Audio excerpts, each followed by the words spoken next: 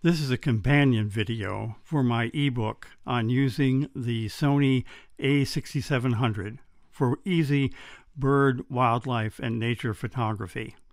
In this video, I'm just going to walk you quickly through setting up the modifications to program mode that I use. We'll begin with the main camera menu. We're going to set image quality recording. And your first choice is JPEG, HEIF, or RAW. I don't shoot in RAW, but I do use HEIF 422. Now, HEIF is a relatively new format. It's a high-efficiency compression algorithm that produces files half the size of a JPEG, but with equal or better quality. And I think they are slightly better. It's 10-bit as opposed to 8-bit. However, HEIF can't be viewed on some monitors, some computers, some laptops, and you'll get this warning if you choose it. You need a corresponding environment to use it. Now, if you're an Apple user, Apple deals with HEIF natively, and you shouldn't have any issue, but you still need to check to make sure that your particular editing software will read and edit HEIFs. If not, then you should set it to JPEG. When you've made that decision, then the rest of your menu will be translated to reflect that. So we're going to choose HEIF, extra fine, which will give you the most resolution, detail, and the least noise. And we're going to use the large size, well, all 26 megapixels of the sensor. And we're going to set the aspect ratio to 3:2, which is a native aspect of the a6700, and we'll again use all the pixels of the sensor. High ISO noise reduction, I leave that set to normal. And that's it for that menu. Then move down to drive mode. I set drive mode for continuous shooting low. You have several choices here. You have low, mid, high, and high plus. High plus is 11 frames per second. High is 8 to 10 frames per second. Mid is 7 to 8 frames per second. Low is 3 to 4 to 5 frames per second. I find that low works just fine for stationary birds and animals, and even animals that are preening or feeding actively. All I need is 4 to 5 frames per second. Otherwise, you come back with a lot of near duplicate images. Then we move down to shutter silent, silent mode settings. We turn silent mode on. It can be either on or off. Turning it on means the camera will use the electronic shutter and not the mechanical one. That produces less wear and tear on the camera over time, and it also doesn't disturb the wildlife. There are times, though, when you do need to use the mechanical shutter, and we will use it in our action and flight modifications. The electronic shutter produces some artifacts that can be disturbing to some people. When you're panning, it will slant the background, and it can distort the wings, rapidly moving wings of birds and insects. Target function settings, I don't know why it's there, but it's there. I leave aperture drive in autofocus to standard. I turn pixel mapping on to not target.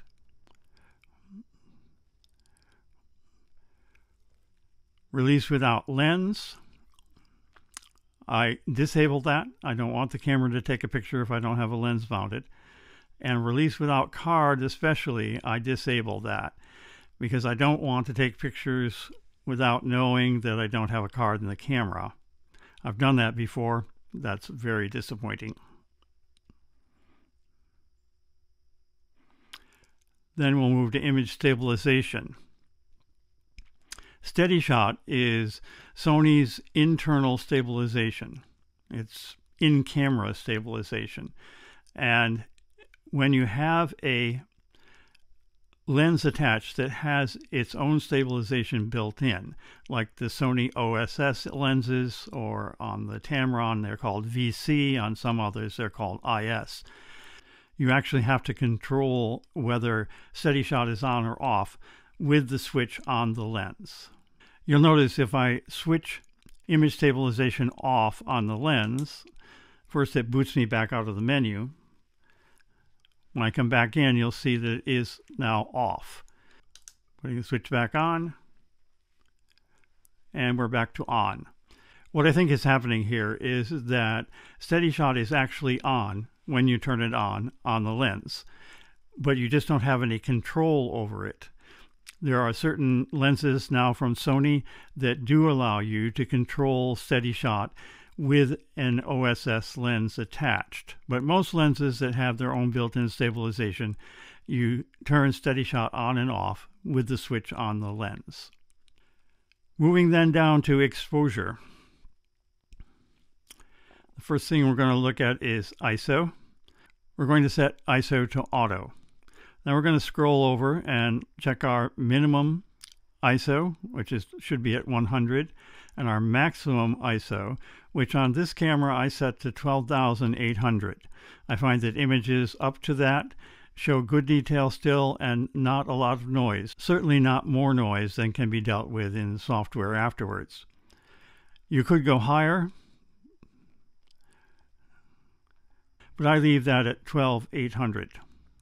Your next option is ISO range limit. Now there are times when you will have to go higher than 12,800 to get even any kind of image at all.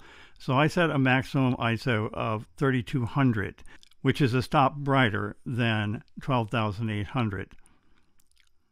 Again, this goes all the way up to 102,400. But again, you'll get the best images below 3,200. This one is important.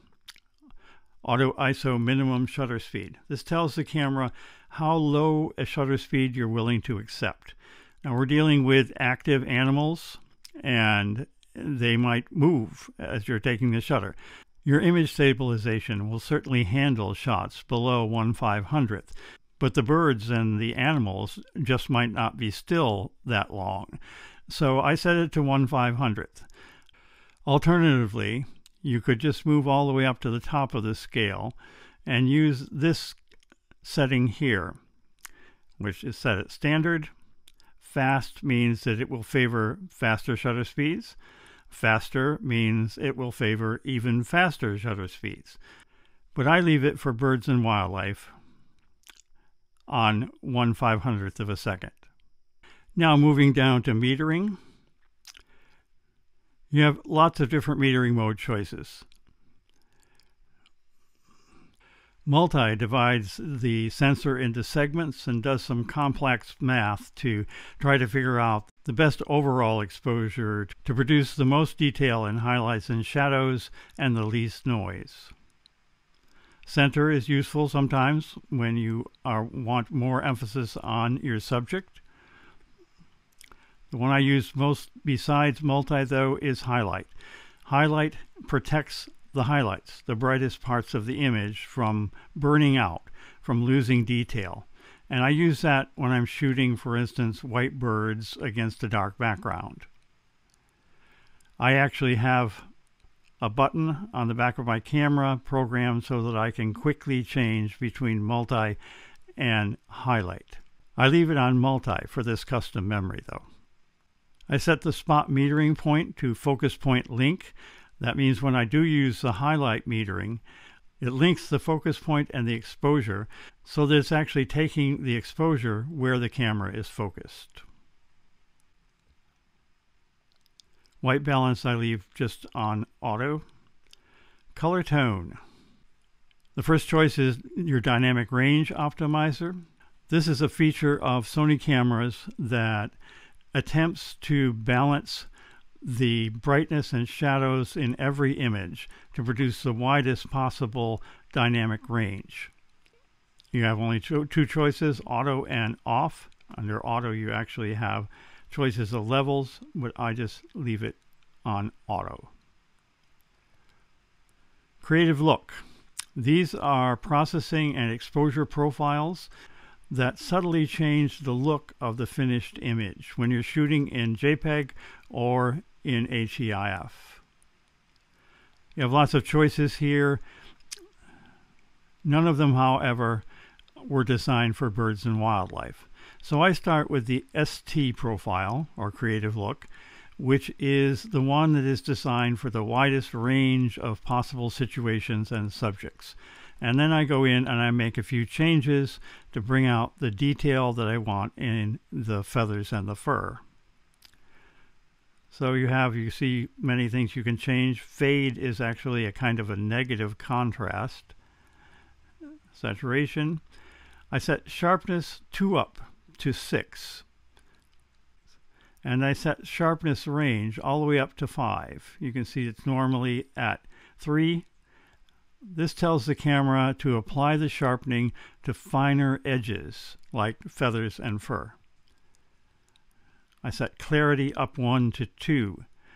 Clarity is something like what we might call micro contrast. It defines the edges in the photograph. If you set this too high, then you begin to get a chiseled look, and you lose detail in the highlights and the shadows. So we keep it fairly low, but give it a little boost for fur and feathers. And that's it. Picture profile does apply to still pictures, but it is more useful when you're shooting video. That brings us to autofocus, manual focus. That brings us to the autofocus, manual focus menu. The first thing we're going to set is the focus mode. I use continuous autofocus. Priority set in autofocus signal, leave that unbalanced. Priority set in autofocus continuous, I also leave that unbalanced. That means that the camera makes a decision as to whether to actually take the picture depending on the situation. I could set it to autofocus, in which case the camera would not take a picture unless the image was in focus. I could set it to release, which means that it would take a picture every time I press the shutter release, whether it was focused or not. Or balanced emphasis, again, allows the camera to sense and decide which is more appropriate.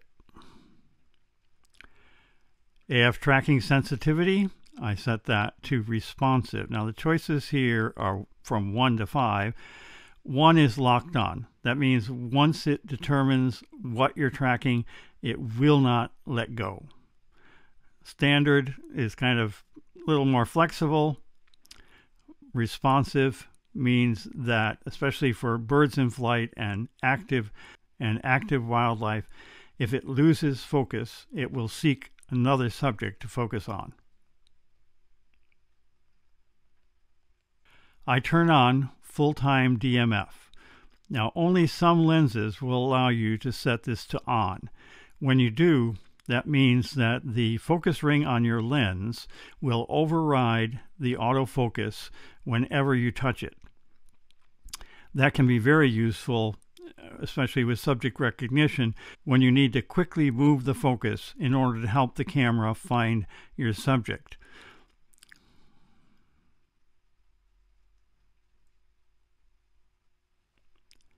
Focus area. Again, very important, especially if you're using focus recognition, because often you need to help the camera to find your subject in the frame. We'll start here with focus area limit. Now, I don't use most of these focus areas. I use wide. I don't use zone. I do use center fixed. I don't use spot small, spot medium, or spot large, but I do use expanded flexible spot. I don't, for stationary birds and animals, use any of the tracking options.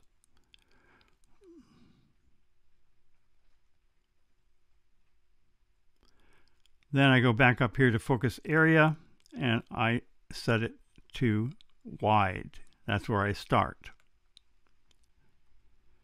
Scroll down to autofocus continuous area display and make sure that's turned on. Phase detect area I set to off. That eliminates all the little green dancing squares that can be very distracting in your view.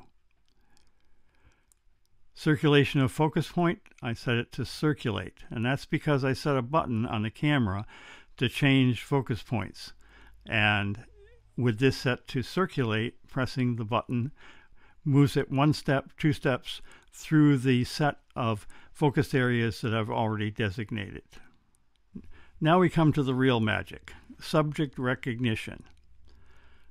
First, we're going to turn subject recognition and autofocus on. And then we're going to restrict our set of targets by unchecking the ones we won't use. Now, I actually don't use animal or bird. I find that animal bird works better than either animal or bird, no matter what you're trying to focus on. I don't use car, train, or airplane, and that's it. Now we go back up to recognition target. And I set animal bird as my base setting for this set of modifications to program. If we go back in here, you will see the little arrows pointing to the right. What they open is the detailed settings for each of these. Recognition priority set, I set it on birds. That means when there's a bird and an animal in the same frame, it will give slight priority to the birds, and that's just me, that's the way I work. Recognition part, you have choices here. I turn it on eye, head, body, so that if it can't find the eye, it'll focus on the head. If it can't find the head, it'll focus on the body. Then you have detailed settings for both animal and bird. I set the tracking shift range set on standard. That controls how far away from your actual focus area the subject can be without it losing focus. Tracking persistence, just to be confusing, they have reversed this so that now 1 is not locked on and 5 is locked on. I move it to 4. Recognition sensitivity, I turn it all the way up to high. And we still have this set for that. Then we go back and we'll go back to bird settings. And basically I do the same thing here.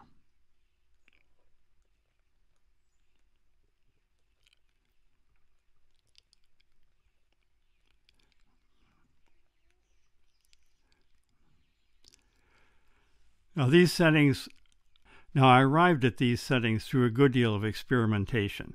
And as I said, I found that leaving it on animal bird actually gives you quicker focus and more reliable focus than putting it on either animal or bird. Now I do change my detail settings for insects, mainly changing recognition sensitivity to high. But I don't select it because I leave it, as I said, in animal bird, and then I program a button on the camera to change quickly between animal bird and insect. That's why I can have just one set of modifications for stationary birds and wildlife and one set for action and flight, because I have this little programmed button that allows me to switch quickly between my subjects. Subject recognition frame display, I turn that to on, so that it puts a little green box around the place where it actually is attempting to focus. And except for setting my custom buttons, that is the complete set of modifications that I make to program. So we come now to setting the custom buttons. That's in the toolbox menu. If you scroll over and down to Operation Customize, the first thing you see is Camera Custom Key Dial Set. If you open that, that gives you a map of all the different buttons that are available on the a6700. We begin with the buttons on the rear of the camera. Button number 1 is actually kind of on the side of the camera. It's hard to reach with the thumbs or fingers of your right hand, so I don't program anything that I use very often to it. There is a feature, though, on the a6700 called Clear Image Zoom that I use sometimes. It actually uses sophisticated algorithms to enlarge the center of the frame and to increase the effective focal length of your lens by 1 to 2 times. It can come in handy when your subject is just too far away. To find it, open button number 1, scroll all the way to the left to your camera menu, scroll over and down to number 7, zoom, and turn zoom on. I leave button number 2 to back button autofocus. Button number 3, though, the trash can, I reprogram to turn on and off silent mode. Again, to do that, you need to be in the camera menu and then scroll down to shutter silent 5 and then over to silent switch mode and select that. Then the second set of options is for the 4 buttons on the 5-way control wheel on the back. I leave the first 3 as they are: focus standard, drive mode, and ISO. And then I change number 4, which is originally set to exposure compensation, which you already have on a dial. And I set it to metering mode, which again is in the exposure menu, and number 3 in the exposure menu, metering, and then metering mode. Then when I press that bottom of the wheel, it'll open the metering mode and allow me to use the wheel itself to quickly select highlight when I need it, and then to go back to multi when I'm not using highlight. The buttons on the top of the camera, I leave number 1 set to movie shooting, but I set number 2 to recognition target select. That's in the autofocus, manual focus menu, number 3 subject recognition, and then scrolling over you'll see recognition target select. Set it to that. Then pressing that button will quickly circulate between the recognition targets that you have in your set, in my case between animal, bird, and insect. The next button is the focus hold button on the lens. Now, on the Tamron lens I have, you need to use the Tamron app in order to turn on the ability to set this button from the camera. Once you've done that, then you can go and set it. And again, this isn't autofocus, manual focus again. You're going to go to focus area and then switch focus area. That way, pressing the focus hold button on the lens will cycle through the different focus areas that you have set, so you can quickly and easily change to a smaller area or a larger area as you need it. Finally, the front dial I leave set to exposure compensation, and then I set dial number 2, which is the dial on the top of the camera next to the main control dial, to aperture, and that's under exposure. And then scroll over until you see aperture. That turns it into an effective program shift dial. It allows me to change the aperture as I need to, for more depth of field or to force a slower or higher shutter speed as needed in the situation. And I leave the dial around the 5-way control wheel set to no particular action. And that's it. Those are my custom modifications to program mode that I use for stationary, birds, wildlife, and insects. In order to save those to memory, you need to scroll back up to your main camera menu. Scroll over and down to shooting mode. I don't exactly know why it's called shooting mode, but it is. Scroll over one more and down to camera set memory. Set those modifications to memory number 1. And there you have it. Memory number 1 is now your modifications to program mode for relatively stationary birds, wildlife, and insects. Now, to create your action and flight modifications, we begin with the set we've already created and just go back and make a few changes. So set your main control dial to memory 1. Open your menu. Go down to camera menu. Go to drive mode. We're going to change the drive mode from continuous shooting low to continuous shooting mid. That'll give me more frames per second and a better chance of catching active birds and wildlife in flight. Go back, go to shutter silent, and here we're going to turn silent shutter off. That forces the camera to use the mechanical shutter, which will eliminate the rolling shutter effects, the slanted backgrounds when panning, and the distortion in rapidly moving wings. Then we move on to exposure. And again, we're going to leave it in ISO auto and the same range limits, but now we're going to change our minimum shutter speed. And we're either going to set it to 2000, which will allow us to capture birds in flight, most birds in flight. Hummingbird wings takes a 4000th, but 2000 is good for most action and flying birds. But I like to set it up here under the top setting just to faster. That means the camera will pick 1/2000th most of the time, but it has some leeway on either side so that if the situation arises, it can pick a faster shutter speed or a slightly slower shutter speed in order to capture the action. The next changes are in the autofocus manual focus area. And the change we're going to make is in the focus area section. We're going to change our focus area limits. In this case, we're going to use the same basic functions, but we're going to use the tracking variety. Center fixed and expanded spot. And then we can turn off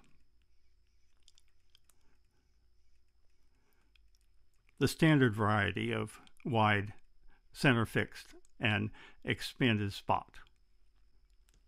I leave this on tracking wide to begin with, but then I can switch with the focus hold button on the lens to select either center fixed or expanded spot. Subject recognition, we don't need to make any changes because we have that little button programmed on top of the camera to do the switch between animal, bird, and insect on the fly. And that's it. Those are the changes you need to make in order to create your action flight program modifications. So then we can just move back up to the camera menu, scroll over and down to shooting mode, scroll down to camera memory set, and we're going to set that to memory 2. If you save it to memory 1, you will have overwritten your set of modifications for birds, wildlife, and insects. So make sure you set it to a different memory, in this case, memory 2. Now we're going to create our custom memory for inanimate macros. I can use, of course, the bird, wildlife, and insect settings for macros of birds, wildlife, and insects. But occasionally I want to take a picture of a flower or a mushroom or some other subject. So for that, I have a custom memory. Begin with the main control dial set in custom memory 1. Then we're going to make just a couple of changes. Under autofocus, we're going to go over to subject recognition, and we're going to turn subject recognition off. Then we're going to go down to focus assistant, and we're going to turn on auto magnifier in manual focus. This means that when I turn the focus ring on the lens, the image will automatically magnify so that I can see better what is in focus and what is not in focus, which is important when you're shooting macros. And that's it. I then go back up to my camera menu, scroll over, down to shooting mode, camera memory set, and I set that to memory 3. And there you have it. 3 sets of modifications to program, which make it possible for you to quickly and easily shoot almost anything you're going to want to take a picture of with your a6700.